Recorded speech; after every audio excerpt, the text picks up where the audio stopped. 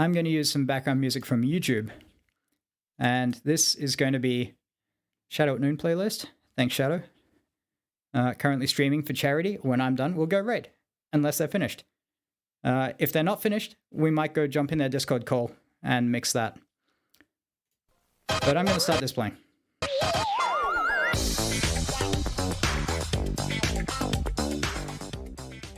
And so we have this coming through desktop audio. So this, I believe I didn't set to anything else. This is just set to a default audio output capture. So when I go play my game as well, that's also going to come through this, and I don't want that to happen. So I'm going to reroute it. There's a lot of different ways to do this. The way I would recommend is you first go to vbaudio.com and you get their cable. If you're on Windows or on Mac, you can get their little cable driver. And what this does is it gives you an extra device. You can't actually enter this dialog anymore.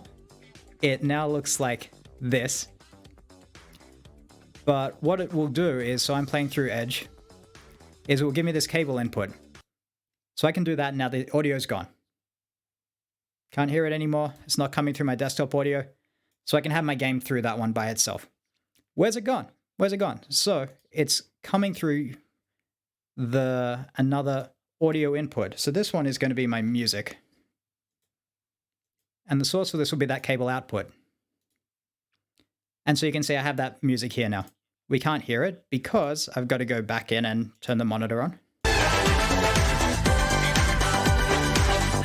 now I have the music, but it's too loud and you can't hear me.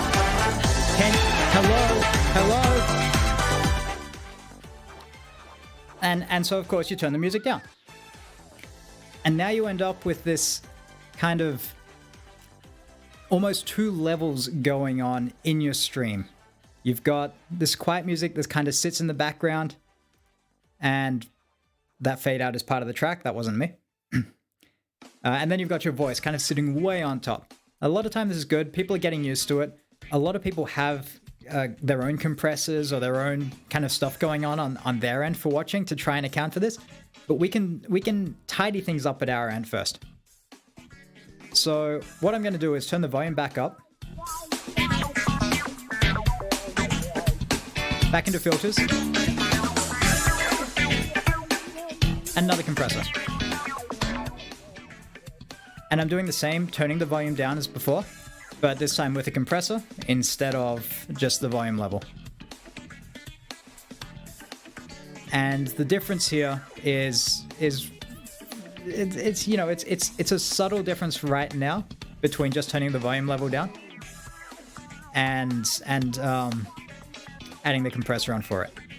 But if I back off the ratio a little bit, then we have more music than we did before. It's more present than it was, but without overpowering the voice quite so much. I still feel like I'm working hard to be heard over it. One thing I would always do with music is slow these down. Because what this is actually going to do, more importantly than turning the volume down, which I'll also do, is it's going to account for differences between songs. So I'll turn this back up, we'll go skip around the track a bit, and what you'll notice is that all the music works out at about the same level.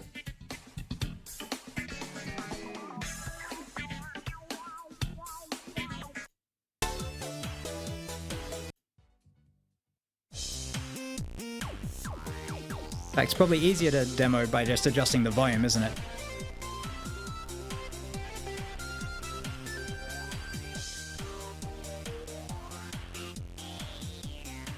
So I can turn the volume level a long way down in YouTube.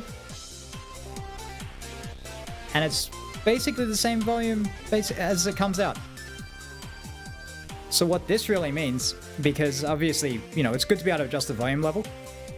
But if you skip to another song, you skip to another track, another playlist, they're not well balanced between each other, then you'll still get like the same level music. You're not going to suddenly have one track really loud, another track really quiet. Hey Reynard, welcome. We're just working through some OBS setup. So with that, what we'd refer to musically as a big chunky compressor, that's going to keep song to song controlled. What I also want to do is make it easier to hear me. So I would like to have the music louder, because that means that there's more music. And if I'm not talking, we should have more music. So I'm going to add another compressor. And this one, what I'm going to do first is add the sidechain ducking source. And I'll set that to mic. So if you remember, microphone is me. And what this does is now the threshold is calculated not against the music, but against my microphone. So we see my signal here is sitting up kind of round about that 10 to minus 5, quite high. And you can probably barely hear it, but every time I talk, the music is getting just a bit quieter. So to show you that, I'm going to emphasize it a lot more. I'll push the release right out, and I'll push the ratio right up. So now when I talk, the music goes way down, and then when I stop talking, it's going to fade back in. Fairly subtle, not real obvious, but it is definitely making a difference. Hear that fade back in? So as if I turn that off, it just stays up, and I'm just talking against it. As soon as I turn it back on, suddenly you can hear me more clearly. So that means I can have a lot more level on the music itself. Because we like music, but we also like being able to hear the streamer.